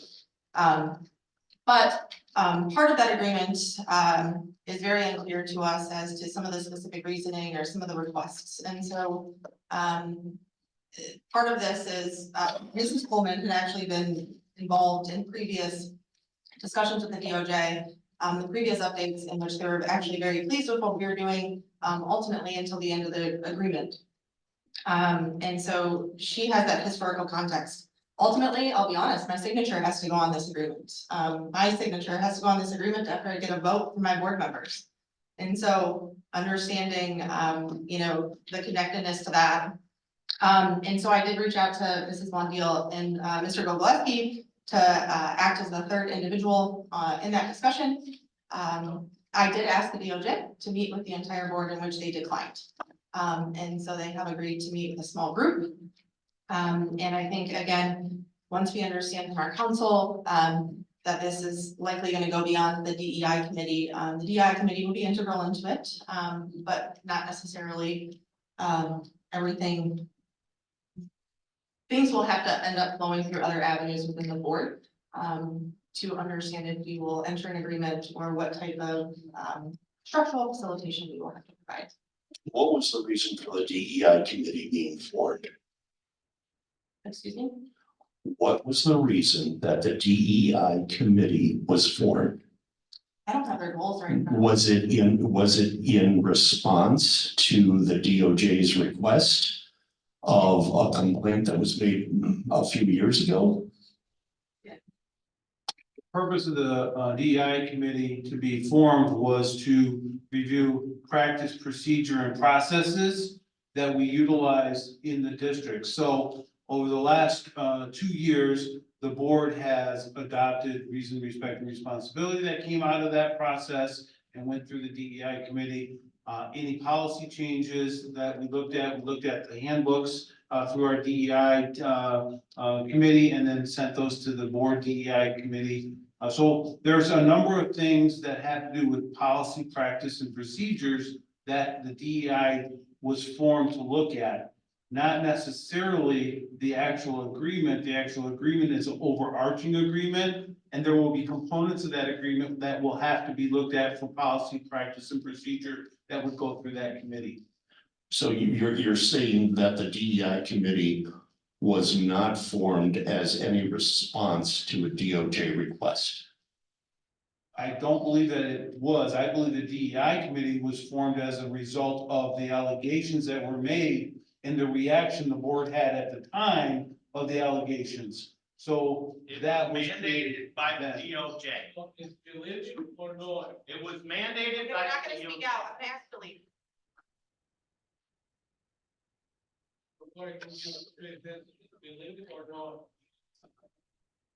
Now, I will go out on a limb and say I do believe it was mandated by the DOJ, but let me go back to my concern as to why I brought this topic up. In the last, did you know that Mr. Hughes sent out, there was a little paragraph that stated that an administrator has been instrumental in setting up meetings with the Great Lakes Equity Center, Midwest and Plains Equity Assistance Center, or MAP Center. We have had 2 meetings, so as far as we seek to understand the collaborative partnership and assistance that we can expect to move forward with the work of eliminating racial discrimination, harassment, and bullying at HCS. Now, the Great Lakes Equity Center, I will not get into or give any opinion about what they represent, but I can assure you that if you do some digging, go to their website. If you're not alarmed, that's an issue. What they're recommending, what resources they have, what they're telling us in terms of how to end all of this horrific racial discrimination that's going on in this district is frightening. And you can look at their website on your own, make your own conclusion. But I will tell you that it is riddled with all of those elements that has had this community up in a stir, like CRT concepts. And I recall previous board meetings where we've been told, oh, no, there's no CRT. And well, guess what? The DOJ is recommending it, and they're putting it as a resource to look at. This is what terrifies me. Mr. Ogoleski, you will certainly have the opportunity, as will the entire board, to ensure that that agreement, that you give that feedback on that agreement. And also just to clarify, the district level DEI committee was not mandated. That is something that as a board we set up here. Had discussion at length, obviously prior to audio and video recording, and voted on. So that was not something that the DOJ mandated. That was something collectively as a board we decided was important. So in my, sorry, if I may. Go ahead. So, again, I wasn't on the board at the time. But I'm just wondering why we would create a committee and then not include the entire committee members on all of the pertinent topics. I can understand if someone said, hey, I'm passionate about this one particular item and sought the request of a fellow board member who sat on the committee and said, hey, do you mind if I sit in for this? And if they're able to oblige, we've done that on occasion already, right? But I guess I don't understand why the DEI committee wouldn't get the last right of refusal. And if they choose to not sit in it, then you would open it up to somebody outside the committee.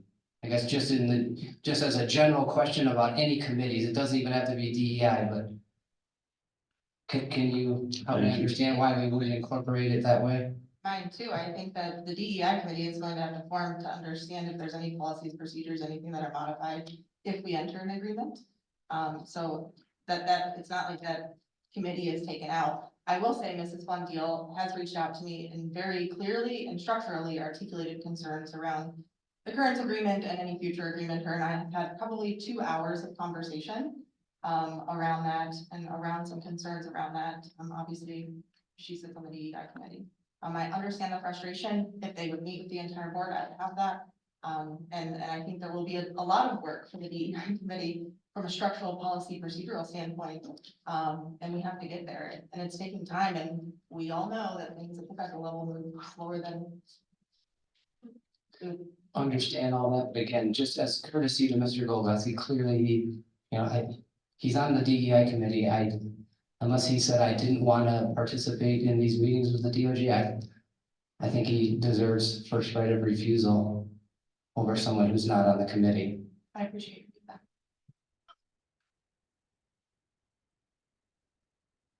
And I would like to add that, I didn't do the research that Glenn did on the Fairfax Equity. I would have known that, and that is would have been a really good thing that, he would have brought up at the meeting or something, right? Like, just things like that, like different inputs with the Department of Justice, so. I have all kinds of questions for the DOJ. So we can. Any further discussion?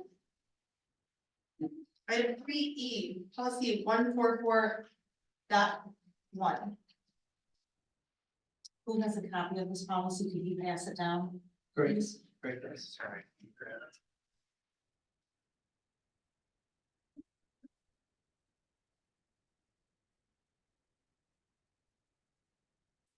While they're doing that, can I give the board a little history lesson on this policy? Because I've been here for a long time. Or do you not want a history lesson? I would like to hear it. I would like to hear it. So the history lessons. I've been here since 2000, high school principal. The board brought me in. I believe it was within a year or 2 years after me coming on board that the board had decided that they were no longer going to take compensation in any form, shape, for anything. They were going to do it because they wanted to serve the community and they chose not to take compensation. So. So what, are you implying that I'm not willing to serve the committee by No, taking no, compensation? can I finish? Yeah, sure, but I just want to make sure that that point is clear because it was presented that way before by Mr. Costa, and I do want my point about accepting compensation made loud and clear. Okay, so that's what the board had decided. Never, it never came up over there. I think it came up once or twice. Charlie Aberastri, a board member for 26 years, would joke once in a while, maybe we should go back to our compensation piece. And the board never followed through on that. There was a conversation at this board table a few months ago, I don't remember exactly when, of, hey, we should take a look at that. So certainly in board policy, it talks about compensation, which is 0144.1. And so now that there's interest in reestablishing that, there's certainly is your right as a board and as a board member to say we have that policy. So I think the reason why this is now at the table is because it's not been enforced. It's not been a policy that was in any way looked at. And so in lieu of the policy on compensation, the practice was that if you wanted an expenditure approved, you went to the board president approved the expenditure, it went through the process and you got paid. Or in most cases, if you want to take classes or you want to go to a conference, you submit your reimbursement, the mileage form and everything to Renee, and she either puts it on, signs you up for classes or a conference with our district credit card that we hold in our office, or we take care of it through Rachel's office. So I think the only reason why this, Mr. Keller, I think the reason why it now is up, and I think you pointed out, is we have this policy. We now have a need to follow that policy. And yeah, we're gonna follow that policy as it's written, because now it is a new request and a new need that we haven't had in a long time. So that's the history of this. Well, thank you, Mr. Hughes, for that.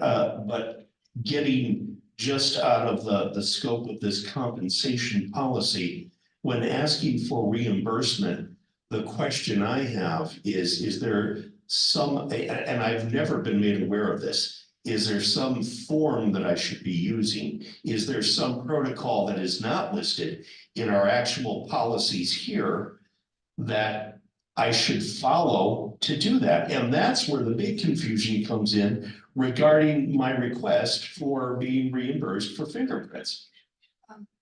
Rachel, do we have a form created, an expense form? created, Yeah, a we do reimbursement form created? have an expense reimbursement form, and you're absolutely right, it's, maybe we need to do something separate for a board member if there is a separate requirement under this policy. You know, and like Chuck said, it's been years since and honestly, this was just something that was stumbled across when we were looking and trying to figure out, you know, how we're gonna handle the compensation piece when you had requested your compensation. So, you know, and in looking at this policy, you know, that's when we saw this piece about, you know, the whole having to have it approved at a board meeting. Honestly, it wouldn't have dawned on me that I would have had to look here for that. It's just because we get reimbursement, we get reimbursement requests and it gets paid. So this isn't like a, you know, it wasn't an intentional change in procedure. It's just a matter of stumbling across this. So in response to your original question, you know, perhaps there is something we need to put in place specific for board member reimbursements because we have this extra step here. And so all I'm asking is just a little bit of time to figure out what that looks like. Yeah, I'm not making a point of this because of the dollar value. I am truly, from reading this and the other one, which is 1.4.1.2 or something like that, I truly cannot decipher what is actually needed for me to give to you. And what I'm just looking for is a simple policy change or addendum just to make it clear. That's all I want out of this. And if I guess I have a small concern with bringing it to the board approval before we actually execute, because we really want to wait 30 days to go get fingerprinted or things like that. And so I wonder if when we modify it to include the form, say we include the form as an attachment, we indicate some level of approval process that's more, I guess, more streamlined, as opposed to board president. Are you guys okay with board president approval? Like what? I don't want to hold things up. Right. And that's what I'm asking for, a little bit of clarification, because if you recall way back when we talked about compensation, I believe it was in February, we were talking, I brought up the whole concept of receiving compensation so we could have a scholarship to give back to either an organization or a student. And it just opened up a can of worms that was just huge. And a lot of it is because of either the legalities of it or the fact that maybe we didn't have a process in place. And what I'm just asking for is clarification to do that. That's it. Why don't, would you be willing to take a stab at a modification of this policy and bring it back to just a simplification? Sure. And then Rachel, maybe we can use the form that you already have in existence and attach it as an addendum to this, and by which the process is, it would be submitted to Rachel come to me for board approval, and then be done. Well, then, I will gladly work up a draft and send it to both of you to look at. Perfect. And whatever other items maybe we need to implement or change, whatever, we can just go from there and then keep it streamlined and keep it simple. Seems like that's your best bet. I just don't wanna, like, it seems a little bit ridiculous for $15 and $45 to wait 30 days. And then what if people vote no and you just the $45? Like, seems, I think we can streamline that. Yeah, but yeah, exactly. It's, again, it's nothing more than a continual improvement that we're looking for here. Yeah. That's it. absolutely. Yep, and that was the point of bringing it up, is to align our actual practices with our policies so that we're not doing things that, you know, we're telling everyone else to follow policies, but we're not going to. So again, I know that wasn't intentional, but we just need to get everything buttoned up. And so it's 144.1, and then there's a 0.2 part, you said? Will you take a look at that and see if any modifications of 0.1 impact 0.2? Absolutely. And also, Rachel, if you could send me that form, just so I could take a look at it, because I may want to reference that, so. Okay. Any further discussion on those items? All right, our future meeting, March 18th, 2024 at 6:30 PM, right here. Any informational items?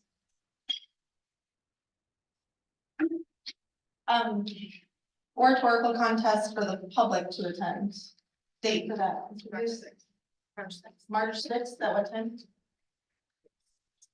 6:30.